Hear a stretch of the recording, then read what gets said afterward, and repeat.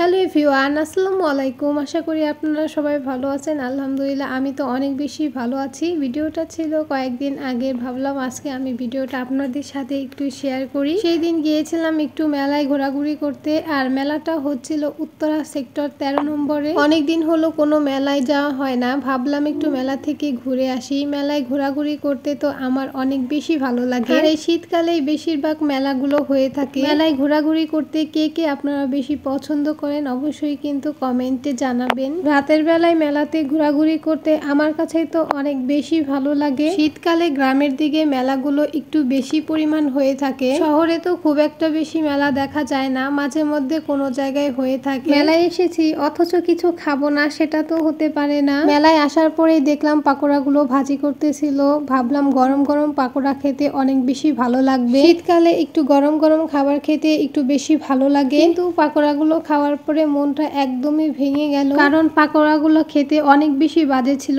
আমার কাছে তো একটুও ভালো লাগেনি, যার কারণে পরবর্তীতে আমরা আর কোনো কিছুই খাইনি এখান থেকে। এমনিতে মেলার খাবারগুলো খুব একটা বেশি ভালো হয় না। এরপরে দেখলাম বিভিন্ন রকমের পিঠা বানিয়ে রেখে দিয়েছে, পিঠাগুলো দেখতে অনেক বেশি ভালো লাগছিল। এরপরে আমরা পুরো মেলাটা একটু ঘুরে ঘুরে দেখতেছিলাম। বিভিন্ন রকমের স্টল দিয়েছিল এইখানের, পিঠা, কেক, কাপড়ের, তারপরে আরো বিভিন্ন কাঠের জিনিসপত্র ছিল। মেলা হবে সেইখানে নৌকা থাকবে না, সেটা তো হতেই পারে না। নৌকায় উঠতে কে কে বেশি ভালোবাসেন অবশ্যই কমেন্ট করে জানাবেন। আমার কিন্তু অনেক বেশি ভয় লাগে। মেলায় ঘোরাঘুরি শেষ করে চলে গিয়েছিলাম বাজারে, আর বাজার থেকে কিছু কাঁচা সবজি আর মাছ মাংস কিনে নিয়ে এসেছিলাম। তারপরে সবকিছু গুছিয়ে ফ্রিজে ভালো মতো রেখে দিলাম। আর আসার সময় পিউরিটের একটা ফিল্টারও কিনেছি, কারণ আমাদের বাসার আগের ফিল্টারটা নষ্ট হয়ে গিয়েছে, যার কারণে নতুন একটা ফিল্টার কেনা। আর বাসার জন্য নতুন কিছু কিনতে তো আমার কাছে অনেক বেশি ভালো লাগে, হোক সেটা বড় কিংবা ছোট। এরপরে আমি প্যাকেট থেকে ফিল্টারটা বের করে নিচ্ছিলাম। আমার কাছে এই পিউরিটির ফিল্টারটা অনেক বেশি ভালো লাগে, আমাদের আগের ফিল্টারটা পিউরিটেরই ছিল। যাই হোক, এরপরে আমি ফিল্টারটা বের করে নিয়েছি